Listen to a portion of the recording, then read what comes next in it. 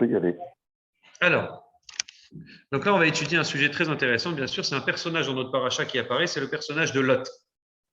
Lot, c'est le neveu d'Abraham. Donc d'abord, Abraham, il est né en 1948. Je vais vous parler donc de la paracha de Lech Lecha, où la première fois Hachem va parler à Abraham, c'est dans notre paracha, et Hachem il va lui dire Lech Lecha, c'est le nom de la paracha, Me'artzecha, pars de ta terre. L'histoire d'Abraham est très riche dans sa jeunesse. C'est qui Abraham? C'est le premier juif de l'histoire, et son histoire est immensément riche dans sa jeunesse, et pourtant la Torah fait abstraction de son histoire de jeunesse. C'est le Midrash qui nous le raconte, la Gemara. La Torah ne dit rien. La première chose qui apparaît sur Abraham, c'est Dieu qui dit à Abraham, pars de ta terre. Quel âge a Abraham à ce moment-là? La première fois, Hachem lui parle 75 ans. Pars de ta terre, de quelle terre? Alors, c'est très simple. Le Midrash, il nous raconte qu'Abraham, quand il était jeune et petit, Abraham à ce moment-là, 3 ans. Petit, il a commencé à comprendre qu'il y a un Dieu sur terre et que ça existe l'idée d'un Dieu patron, un chef. Abraham, il a amplifié sa tchouva selon le Rambam, il a perfectionné sa tchouva à 40 ans. C'est à 40 ans où vraiment il a décidé vraiment de casser toutes les idoles de son père. Il a fait la guerre à son père et il a dit « Je me consacre que à Dieu, il n'y a qu'un Dieu sur terre ». Que faisaient les hommes avant Abraham? Ils croyaient en quoi? En quoi ils croyaient?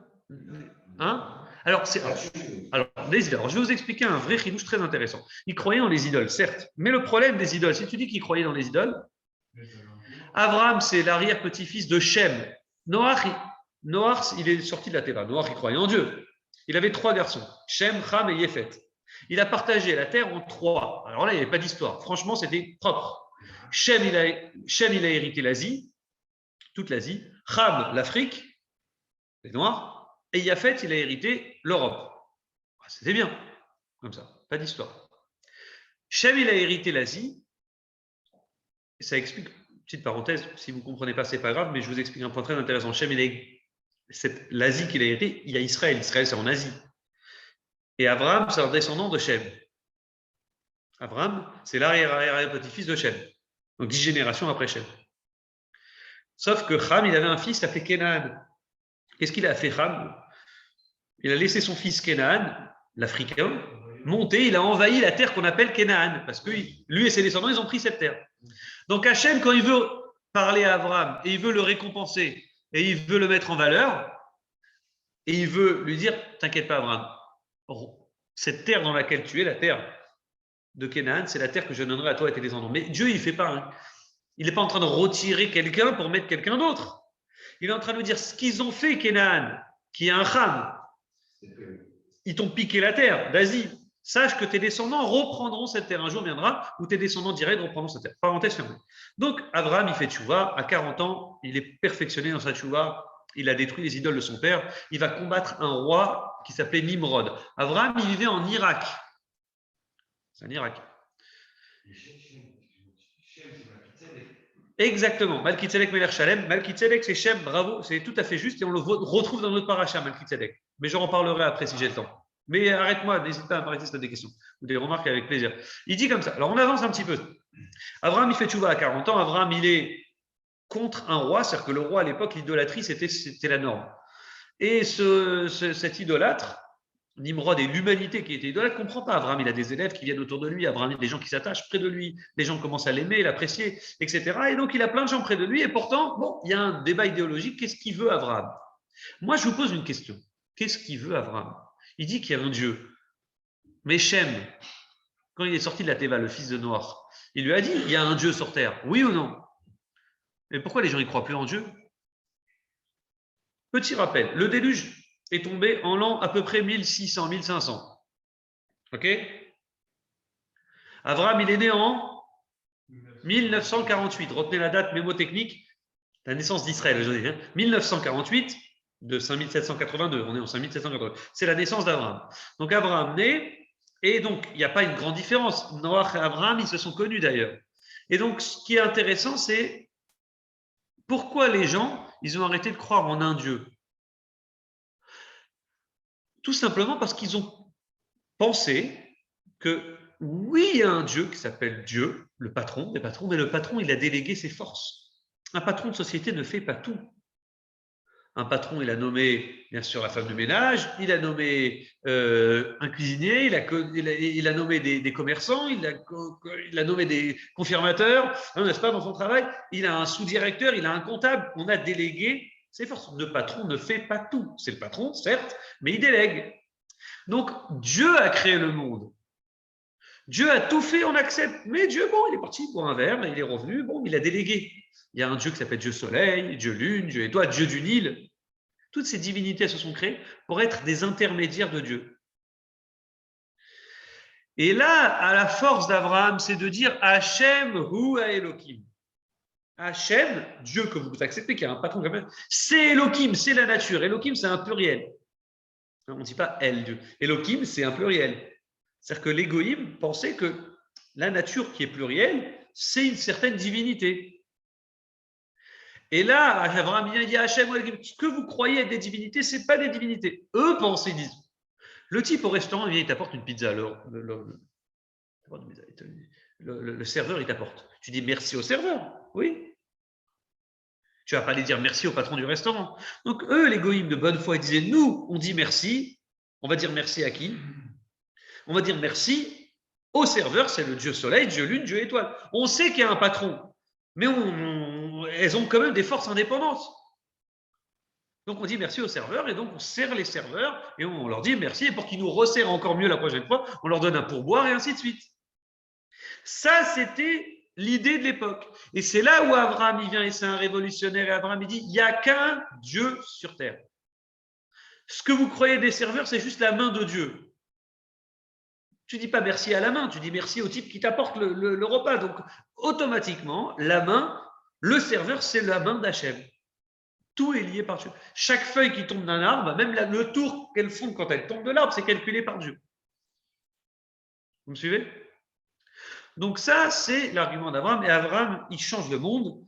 En 1948, à partir de l'an 2000, Abraham a 40 ans et fait tchouva, donc disons en l'an 2000 pratiquement. Abraham, il a des élèves, il a une histoire folle. Le roi, il décide de le mettre en prison et puis ensuite, il le met dans le feu. Abraham, il sort du feu et tout va très bien. Il n'a pas brûlé, ils l'ont mis dans une fournaise. Il est sorti vivant, tout le monde s'est prosterné devant Abraham. Abraham. Il s'appelait Avram à l'époque, pas Abraham. Donc tout le monde dit Abraham, c'est un dieu, genre, pratiquement. Mais non, c'est Dieu qui m'a aidé. Et il a continué sa route, il a dû partir parce que voilà, il était en contradiction avec ce roi Nimrod, ils ont dû se séparer. Et Abraham, il est parti jusqu'en Syrie, dans une ville qui s'appelle Haran. Jusqu'à là, Abraham a 75 ans. Donc imagine-toi, le type, il fait tchouva 3 ans, il termine sa tchouva à 40 ans. Et le type, à 40 ans, Abraham, il est là, Dieu ne lui parle pas, il n'a aucun signe de Dieu. Quand il a 75 ans, pour la première fois, l'histoire d'Abraham apparaît dans notre paracha. Hachem, Abraham, Lecha, part pour toi. Toutes les histoires que je vous ai racontées avant, ce n'est pas écrit dans le Chumash. C'est écrit dans le Midrash. Il y a beaucoup d'histoires dans la Gemara. C'est des sous-textes. Mais la Torah décide de nous raconter la vie d'Abraham que lorsqu'il a 75 ans, il a presque fait la moitié de sa vie, puisqu'il va vivre 175 ans. Hachem me dit, pars pour toi, pars de ton pays, pars de ton pays natal et va vers la terre que je te montrerai. Dieu lui dit même pas quelle est cette terre. Et cette chose qu'Abraham va faire, le fameux Lech Lecha, c'est la première épreuve d'Abraham. Est-ce que vous savez combien d'épreuves il va faire Abraham? 10. Et la première, c'est Lech Lecha. Et la dernière, elle va terminer par Lecha aussi. C'est la 10e épreuve de la Akedat Yitzhak. Les deux, c'est Lecha, Lech Lecha, Lech Lecha. Lech Lecha, l'Eretz Moria, part vers le mont Moria pour faire la Akedat Yitzhak. Et la première, c'est pars de ton pays. Et les deux sont importantes et Abraham y part. Alors son frère, le frère de Abraham, il a été assassiné par le roi Nimrod en Syrie. Donc Abraham, il a dû partir avec son neveu et sa nièce. Comment s'appelait son neveu? Lot. Comment s'appelait sa nièce? Facile. Sarah. Sarah, c'était la sœur de Lot. Il va se marier avec sa nièce. Le père de Lot s'appelait Haran. Et donc, voilà qu'il part avec eux. Et le personnage auquel je voulais parler avec vous maintenant, c'est Lot. À Lot, voilà, Lot, c'est un gentil petit garçon qui grandit avec Abraham, orphelin de son père. Et donc, il va suivre Abraham partout où Abraham va aller. Ça va être un super élève de Abraham. Il va l'écouter, il va écouter les principes et il va le suivre dans cette paracha, qui est une très belle paracha avec beaucoup d'histoires et entre autres celle de Lot. Voilà qu'Abraham part. Il arrive, comme la Torah nous raconte, il arrive donc en Canaan. Deuxième épreuve, qu'est-ce qui se passe? Il arrive en Canaan, la fameuse terre d'Israël que vous connaissez, et qu'est-ce qu'il voit là-bas? Une famine. C'est-à-dire qu'Hachem, il te parle une fois, il te dit, pars de ta terre. T'écoutes Hachem, t'es tout content, le type, il part, il fait les valises, il perd son argent, il perd tout. Il perd ses copains, il perd sa famille, il perd son père. Parce qu'Abraham, il a laissé son père, on ne le sait pas, mais Abraham, il a laissé son vivant, et il est parti en Canaan. Il arrive, et qu'est-ce qu'il voit? Une famine. La seule fois où Dieu il te parle, tu obéis parfaitement, tu arrives, il n'y a rien à manger, rien à boire.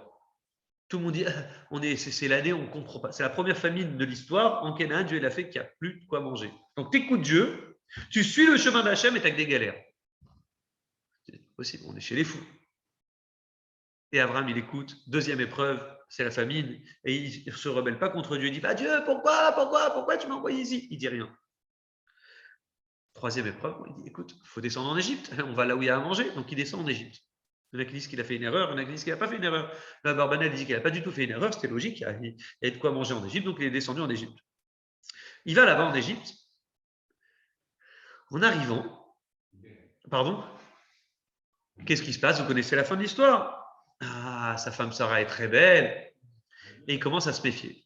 Et il arrive là-bas, il commence à dire, on est chez les fous ici. Pourquoi on est chez les fous? Comment il savait qu'Abraham, il dit à sa femme, écoute, je t'en prie, rends-moi un service, dis que t'es ma soeur, dis pas que... Pourquoi il dit ça? Pourquoi il dit ça à Sarah?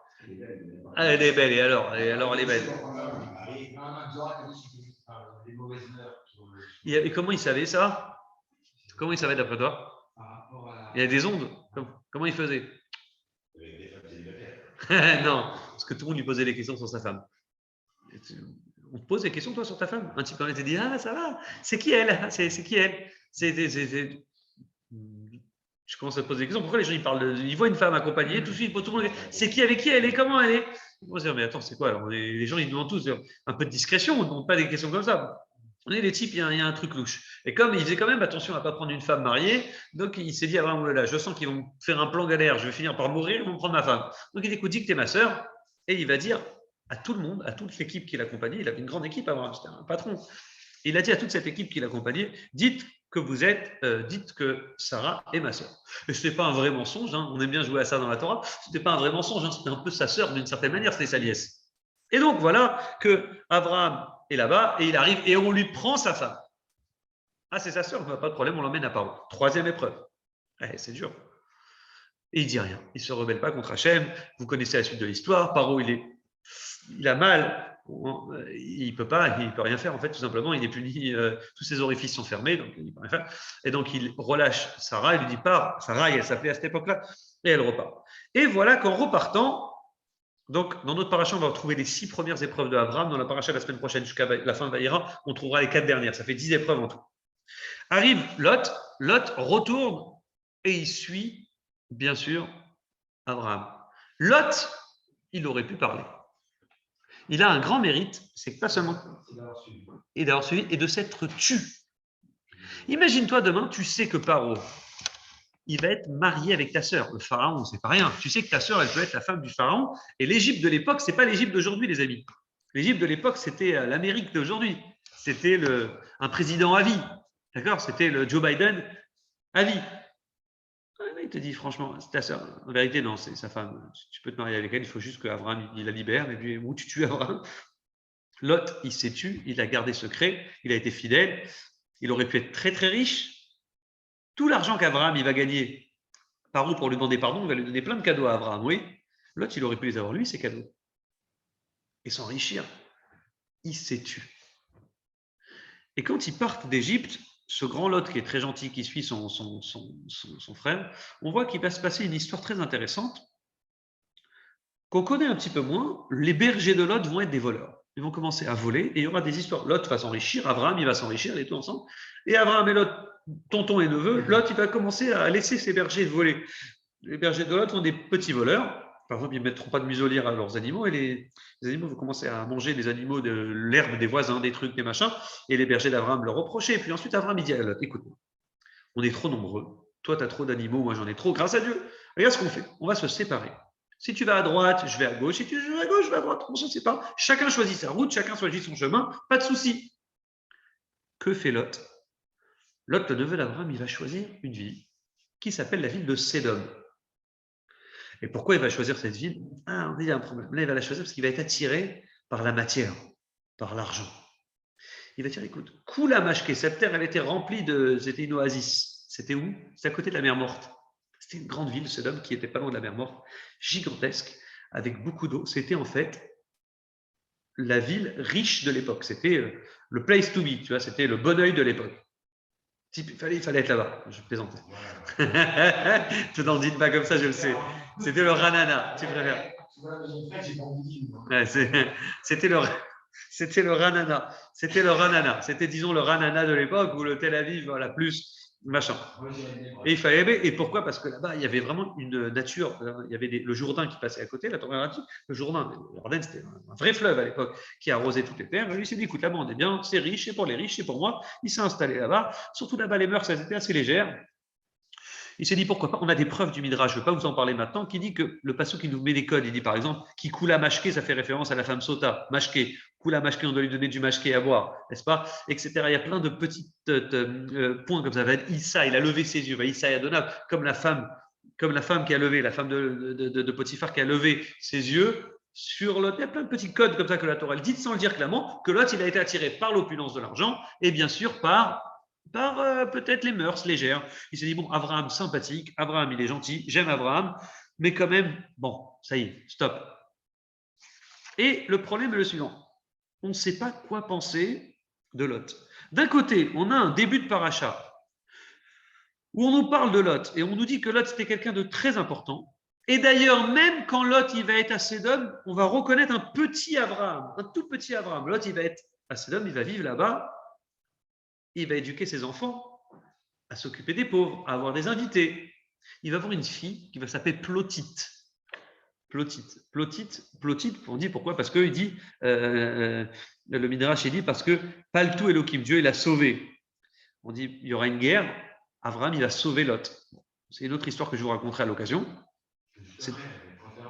Non, 5 rois contre les 4 rois. 31 rois, c'est tous les petits gouverneurs qu'il y avait en Israël à l'époque, la guerre de Yehoshua. Oui, tu as raison. Mais là, l'histoire que je voulais vous raconter, c'est la guerre des 5 rois. C'est dans notre paracha qui raconte la guerre des 5 rois contre 4 rois. Je vous invite à lire la paracha en français, c'est très intéressant. Et on nous raconte là-bas qu'effectivement, il y aura une guerre et 4 rois vont venir, vont faire la guerre contre les 5 rois, entre autres le roi de Sédom, ils vont les défoncer, ils vont les massacrer et ils vont prendre Lot, ils vont le prendre en trophée. Et Abraham, dans notre paracha, il va faire la guerre pour sauver son neveu Lot. C'est quelque chose de fou. Donc, il va appeler sa fille Plotite, genre comme si que Dieu l'a sauvée, Palat Elohim, parenthèse fermée. Et cette fille-là, il va l'éduquer, il va apprendre à cette fille comment se comporter avec les invités. L'autre, c'est quelqu'un qui va avoir des invités, ça va être un bon juif. Vous connaissez l'histoire de Sodome? Les Sédomites ont dit c'était méchant. Qu'est-ce qu'ils avaient de méchant? Ils n'avaient rien de méchant en vérité, ce n'était pas des voyous, c'était juste des gens qui ne voulaient pas les pauvres. C'était des vicieux aussi. Les vicieux, ça viendra après. Pas de pauvres chez nous. On est entre riches, on reste entre riches. Si tu as de l'argent, tu rentres dans la banque. Tu n'es pas dans l'argent, tu ne restes pas. Donc, on ne veut pas de pauvres chez nous. Si tu as un pauvre, tu as 2 pauvres, tu auras 10 pauvres. Après, l'immobilier va perdre sa valeur. Donc, il faisait la chasse aux pauvres. Personne nourrit les pauvres. Tous les gens qui viennent manger chez nous, on les met dehors. Plotite, la fille de Lot, elle nourrissait un pauvre comme ça qui n'avait pas de quoi manger, qui était à la rue tous les jours comme ça. Il se dit, mais comment il fait pour rester le pauvre? Et tous les jours, on lui apportait à manger. Et ça, c'est su. Et les gens de Sédom, ils vont tuer sa fille. La fameuse fille qui va être tuée avec le miel. Vous avez entendu parler de cette histoire? Bon. Ils vont assassiner une fille, les Sédomites, et c'est là où la paracha la semaine prochaine, on verra qu'Hachem, il va dire, il va envoyer les 2 anges pour raser la ville. D'accord? Parce qu'ils ont assassiné la fille de Lot. En l'occurrence, d'après un midrash, des voyous. Mais oui et non, ne crois pas. Ils avaient des règles à eux, mais c'était des mauvaises règles. Entre autres, une de leurs super mauvaises règles, c'était pas de pauvres chez nous. On nourrit pas les pauvres. Et comme il y avait une fille qui nourrit. Si je te ramène 10 bons juifs, 50 bons juifs, parce que tu es par là. Ah ben Abraham, il essaie de sauver. Ça, c'est la semaine prochaine. Abraham, il va essayer de sauver cette ville. Magnifique. Donc on voit un Lot qui est apparemment bon, très bon avec Abraham. Il sauve Sarah, il éduque bien sa fille, à Achnasadorim, avoir des invités, etc. À tel point que quand Dieu voudra raser la ville, il aura écrit un verset, Vaïskor Elohim et Abraham, Dieu va se souvenir de Abraham et il va libérer Lot. C'est-à-dire que comme Lot, il a un mérite, c'est d'avoir suivi Abraham depuis son début du départ jusqu'à qu'il s'est tué chez Pharaon, il n'a rien dit. Lot, il avait un certain mérite qui fait que Dieu décide de sauver Lot. Et ce qui est très important, c'est pourquoi. Et c'est incompréhensible, paradoxal. Comment on retrouve un Lot qui est bon, gentil, limite un bon élève de Abraham, qui suit, qui tout se passe bien, et en fin de compte, à la fin de sa vie, quand on parle à nos enfants de Lot, on a l'impression que c'est quelqu'un qui va mal finir, et il va mal finir. Je peux en parler parce que voilà, on a enregistré. Il suffit de lire le texte de la paracha de la semaine prochaine, vous verrez qu'il va mal finir. C'est de voilà, lui et ses filles, il y aura un vrai problème. Il va être dans une grotte, il suffit de lire la fin de l'histoire, il va être sauvé de la ville de Sodome et il va mal finir. Donc, comment un homme tout à fait bon, comment un homme positif, un homme qui suit Abraham, un homme qui sauve Sarah, comment cet homme-là, il va finir par choisir une ville mauvaise, une ville de Sédom, une ville où, même si lui va rester avec un bon fond malgré tout, comment il va choisir une ville mauvaise? Comment ça se fait qu'il va choisir cette ville-là? Comment ça se fait qu'il va aller vivre là-bas? Comment ça se fait qu'il va se plaire là-bas? D'après un avis, il va même finir gouverneur de la ville. Il va être nommé chef de la ville. C'est un homme important. Donc, comment on peut comprendre ce Lot et il va très mal finir à la fin. Comment on peut donc comparer, comment on peut expliquer cette différence de Lot? Comment on a un bon Lot et un mauvais Lot? Qui donc? Il savait que c'était une ville tranquille, une ville pépère. Et on va en parler, c'est-à-dire qu'il a choisi cette ville en conscience. Pas spécialement parce que c'est des voyous et ils avaient des mœurs catastrophiques. Mais il s'est dit, il y a un moment, tu te dis, allez, stop, j'arrête, ralasse. La religion, stop. Qu'est-ce qui a fait que Lot a changé? Et comment tu peux dire qu'il va mal finir? Parce qu'on sait que il y aura David. Oui, la grande question. Et Mashiach, eh oui. En réalité, Mashiach, ça va très loin. Ouais, bien sûr. Ça, tu veux dire que le bon Dieu, il fait bien les choses et que des fois, dans les choses les plus sales, on peut retrouver quelque chose de bon positif. Parfois. Pardon, mais est-ce qu'il était si sale? Est-ce qu'il était avait des mœurs un peu... Et il était sous. Ses filles l'ont saoulé. Il y a plein de réponses pourquoi les filles elles ont fait ça, parce qu'elles pensaient que c'était la fin du monde. Oui, on dit que oui. Alors, il y a plein de réponses, il s'est rapporté, il était sous. Malgré tout, je peux vous dire que les gens normaux, même quand ils sont très sous, ils ne font pas ce genre de choses. Donc, ça veut dire que, même quand tu es très sous, ça veut dire qu'en fin de compte, il y a eu quelque chose de pas bon chez Lot. Et la Torah, elle nous le raconte. Donc, comment un bon Lot, voire très bon, il peut finir dans la paracha de la semaine prochaine, certes, mais à quel moment il y a eu un relâchement chez Lot qui a fait on retient que c'est un personnage lambda de l'histoire, rien d'extraordinaire. Oui. Comment il est mort le père de notre Haran, il a été jeté dans le feu. Alors, je t'explique. Avec Abraham? Non, en fait, Haran, il est joué double jeu. Le frère de Abraham, quand le roi Nimrod, il a dit, je prends. Il y a un Dieu, alors on va prendre Abraham, on va le jeter dans le feu et on verra ce qui va se passer. Ils ont dit, et toi, Haran, qu'est-ce que tu en penses? Haran, il s'est dit, c'est simple. Il s'est dit au fond de lui, si mon frère, il sort du feu, et il n'y a pas de problème, je suis mon frère, Abraham. Si il meurt, bon, il n'y a pas de problème, je ne suis pas avec mon frère. Donc, ils ont mis Abraham dans le feu. Abraham, il est sorti du feu. Après, ils ont attrapé Haran. Ils lui ont dit, toi, Haran, t'es avec qui? Haran a dit, moi, je suis avec mon frère. Et il est sorti. C'est qu'il y a un Dieu. Donc, ils ont dit, ah bon, j'ai mon frère. Ils l'ont jeté dans le feu. Et lui, il est mort.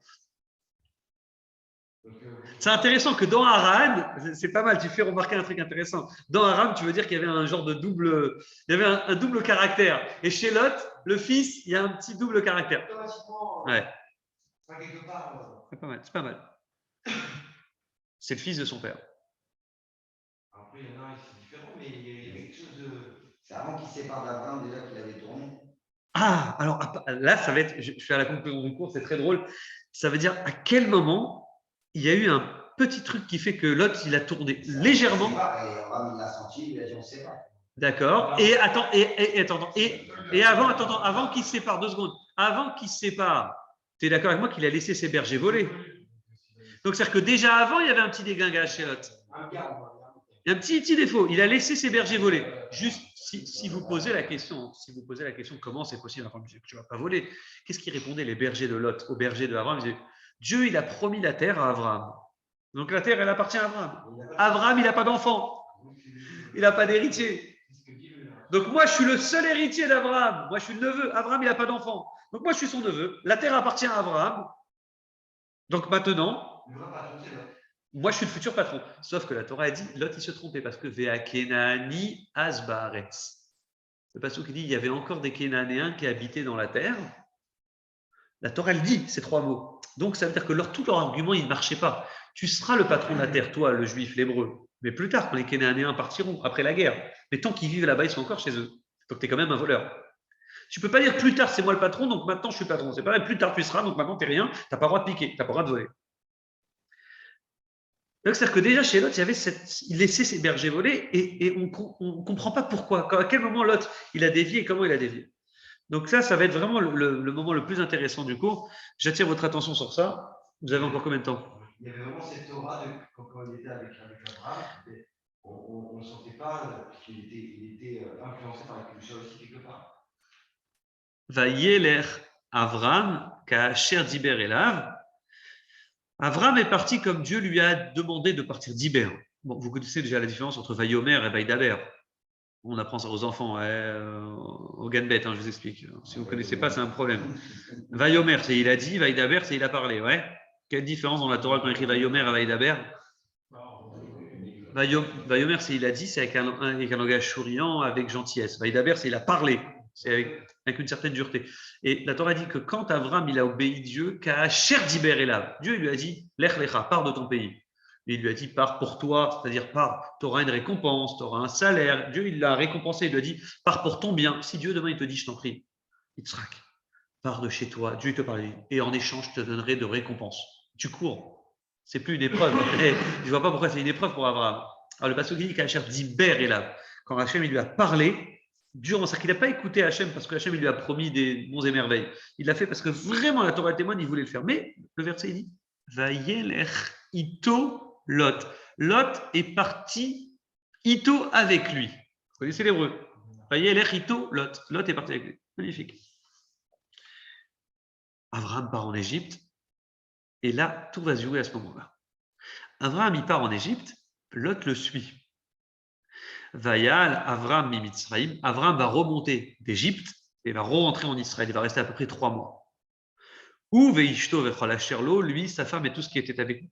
Velot Imo Anegba. Et Lot sera avec lui en montant vers le sud. Vous avez vu qu'il y a une différence de petits mots. La première fois, il écrit Lot était Ito avec lui. Et la seconde fois, quand Abraham part d'Égypte, remonte d'Égypte pour aller vers Canaan, écrit Lot était Imo avec lui. Les deux, c'est la même chose. Pas Imo, maman, avec un Aleph. Imo, avec un I. Donc, on a Ito avec lui et Imo. Quelle différence entre les deux? Pourquoi la Torah, elle change de mot? Les deux, ça veut dire la même chose. Quelle différence entre Ito et Imo? Attends, quelle différence avec lui et avec lui? La traduction, c'est la même. Or, la Torah, même si la traduction, c'est la même, on sait que si elle met ce mot-là, ce n'est pas la même signification. La Torah nous fait un signe. Ito, ça veut dire je suis avec quelqu'un, mais cette personne-là, elle est essentielle et moi, je suis avec lui. Lui, il reste le boss et moi, je suis avec lui, je le suis. Je ne fais pas d'histoire, juste je suis avec lui. C'est mon patron. Je suis tout ce qu'il me dit. Quand tu dis avec quelqu'un, je suis IMO avec lui, IMO dans l'autre sens, à ce moment-là, la signification profonde, c'est pas moi qui le dis, c'est le Malbim. Malbim, c'est un commentateur du Chumash, du Tanakh. Oui, tu voulais dire IMO, le mot IMO avec lui, ça veut dire quoi? IMO, ça veut dire je suis égal avec lui. Je suis avec lui, mais pareil que lui.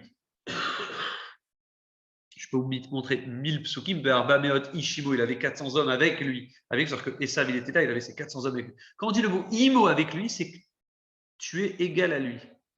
La première fois où Lot, il suit Abraham tout le temps, Lot, il se tait par rapport à Abraham. Il écoute le chef.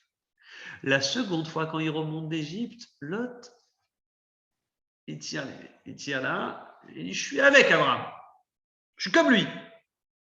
Il s'est senti l'égal d'Abraham. La première fois, il se sentait en dessous d'Abraham. La seconde fois, il se sentait l'égal de lui.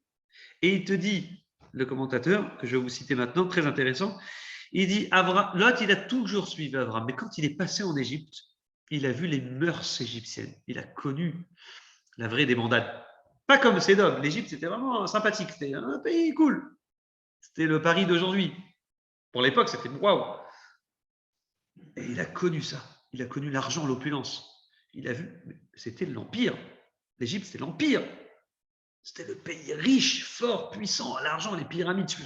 C'était vraiment l'époque où on construisait les pyramides. Hein. C'était ces époques-là. Lot était impressionné. Et quand il ressort, il avait son ancien chef, c'était Abraham, il se taisait. Maintenant, quand il voit l'argent, il voit le bonheur, il voit ce qu'on peut faire avec l'argent. L'argent lui est monté à la tête. Il fait la grosse tête. Il suit Abraham, mais il dit, mais quand même, peut-être Abraham, il a fait une erreur, hein, quand même. Ouais, c'est pas bien ce qu'il a fait, pourquoi ça? Il commence à remettre en question tout. Et quand il remonte, la Torah nous dit, déjà en partant d'Égypte, il y a eu un bug dans la tête de Lot. L'Égypte lui a tourné la tête. C'est qu'en remontant déjà écrit, il se sentait l'égal d'Abraham, Imo avec lui. C'est magnifique. Il dit, qui a changé ça? C'est l'Égypte. La pourriture de cette époque-là, des mauvaises mœurs égyptiennes lui ont tourné la tête. Et ça, c'est très intéressant. On dit, quand Abraham il descend en Égypte, on dit Sarah, elle a fait attention à rester une bonne femme juive. Abraham, il a fait attention à rester un tzaddik. Toutes les femmes qui étaient avec Sarah, elles ont suivi Sarah. Tous les hommes qui étaient avec Abraham, ils ont suivi Abraham. Ils sont tous bien comportés. On est dans l'équipe d'Abraham, on se tient bien. Lot, il s'est bien tenu, mais dans sa pensée, déjà, ça avait tourné. Et là, ça a commencé le début des histoires. Il y a un commentateur très intéressant, il dit en rigolant, il dit, c'est marrant qu'Abraham, il remarque que sa femme, elle est belle. Il dit, maintenant je sais qu'Isha Yefat Mariat parce que tu es une femme belle. Comme je sais que tu es une femme belle, dis que tu es ma sœur. On dit Abraham, pourquoi le dire ça? Je veux dire, tu n'as pas remarqué que ta femme, elle est belle? Je veux dire, tu es marié avec elle, c'est une halakha du Shulchan Aruch. Enfin, tu te maries avec une femme, tu as le droit de te marier avec elle sans savoir à quoi elle ressemble. Tu dois savoir qu'elle est belle, tu dois la connaître physiquement, d'accord? Donc c'est très drôle. Alors, maintenant je sais que tu es une belle femme, merci, mais oui, c'est comme maintenant que tu me le dis. On dit le fait, les commentateurs qui disent le fait qu'Abraham il descend en Égypte, il sent les mœurs. Et là, il commence à regarder, tu vois, le physique, ah, tiens, c'est vrai que Sarah est très belle. L'Égypte, c'était quelque chose qui a tiré les gens vers le bas, qui a tiré les gens vers la matière. La touma, l'impureté. Et tu es la preuve de l'impureté, et je conclurai avec ça. Il te dit, ça c'est la force. Il te dit, la force, il te dit, l'Égypte, c'est que la pluie ne tombe pas. Même s'il y a la famine, partout, l'Égypte tient. Comment ça se fait que l'Égypte tient? Parce qu'il y a le Nil. Le Nil, il est pratiquement éternel. Le Nil, il est là depuis toujours, il n'a pas bougé. Et même quand il y a la famine, ils font des rigoles, ils tirent, ils amènent l'eau, ils font des tranchées, ils amènent l'eau dans tous les champs, ils irriguent les territoires, les terrains, et ils se sentent toujours bien. Nous, les Juifs, on n'a pas de chance. Le bon Dieu nous a donné la terre de Canaan, et il n'y a pas de Nil, il n'y a rien. Qu'est-ce qu'on fait? Même la mer, elle est morte. Qu'est-ce qu'on fait? On lève la tête au ciel, on dit Mashiach, roi, Romori, Geshem, envoie-nous la pluie. On doit prier. Quelle différence entre eux et nous? On dit Hachem, il dit, tu sais quoi? Vous ne croyez pas en moi. C'est quoi? Restez comme vous êtes. Là, prends tout maintenant. Garde ton eau, garde ta richesse, garde tout, prends tout. Ne me demande rien, j'ai pas besoin de toi, tu n'as pas besoin de moi, c'est super. Je suis bien comme ça. Hachem, il aime la prière des Juifs. Il dit, je vous donne quelque chose, je ne vous le donne jamais parfait de sorte à ce que vous soyez capable de lever la tête au ciel. Eux, ils ont la tête au sol. Ils regardent la matière, ils tombent. Vous regardez toujours le ciel. Toujours, je vous mets dans une situation de devoir prier. Je ne vous mets pas tout parfait. Si vous êtes tout parfait, après, vous tomberez comme Lot. Mais c'est comme ça aujourd'hui. Et on réussit au-delà de la nature, au-delà des limites. Pourtant, on n'a rien parce qu'on sait lever la tête. Et Dieu, il aime nos prières. Et quand il écoute nos prières, il nous donne vraiment ce qu'on a besoin. Et il nous donne mieux que tout le monde. Et on réussira mieux que tout le monde. Ça, c'est la force de la pluie. C'est une grande différence. En France, on est gâté, Baruch Hashem, on est gâté par l'eau. On n'a pas de problème d'eau. On a 4 Nils. On a le Rhône, la Loire, la Saône et la Seine. Ouais. La Garonne, je prends. Et bon, on a ce qu'il faut. Mais c'est une bracha matérielle. Mais spirituellement, c'est pas bon. Il faut quand même si tout va bien, même si en France on vit bien, même si la vie est belle, il faut savoir lever la tête au ciel et continuer à prier. Et donc en Égypte, Dieu il est mis dans une situation où on ne peut pas prier. Donc Lot, il a vu, oh mais c'est bien, on est bien. En fin de compte, on peut s'en sortir sans Dieu. En fin de compte, on peut vivre tranquillement. Lot, il a goûté à ça. Il sort d'Égypte tout de suite. Il est avec Abraham, il se sent déjà son égal. Et puis ensuite, dans un second temps, il dit, tu sais quoi, je vais choisir une terre qui ressemble à plus à la terre égyptienne, Kula Mashke, une où il y a beaucoup d'eau. C'était laquelle? La terre de Sédom. et il va vivre là-bas, il va dégringoler. Donc la base, conclusion, la base des bases des bases du début d'une dégringolade spirituelle, c'est quoi? C'est quand tu commences à dire, écoute, le chef Abraham, c'est le tzaddik, c'est le rabbin, c'est ce que tu veux, on commence à critiquer. On dit, je suis plus attaché au tzaddik. Le tzaddik, c'est bon, ça va, ok, d'accord, mais bon, c'est pas tout. C'est pas, ça doit pas être l'alpha et l'oméga de notre vie. On doit pas suivre comme ça, comme des blés toute notre vie. Crois ça. Tu penses être indépendant, débrouiller tout seul, je suis capable de faire tout seul. Commence. Vas-y. Le début de toute dégringolade, c'est de prendre une distance avec le spirituel. Écoute-moi, le spirituel, c'est bien, Dieu, c'est bien, le rabbin, c'est bien, Abraham, le tzaddik, c'est bien, mais bon, on peut garder des petites distances. On n'est pas obligé d'être tout le temps. Et c'est là où tu enlèves la bracha, et c'est là où tu commences à dégringoler, et c'est là où ça finit très très mal. Exact. Chers amis, j'espère que vous avez bien intéressant le shiur, non? Je vous souhaite à tous Shabbat Shalom, à Good Shabbos, que ce soit une bonne paracha, l'Echlecha, qu'on puisse évoluer spirituellement et matériellement. Shabbat Shalom à tous. Il est tombé.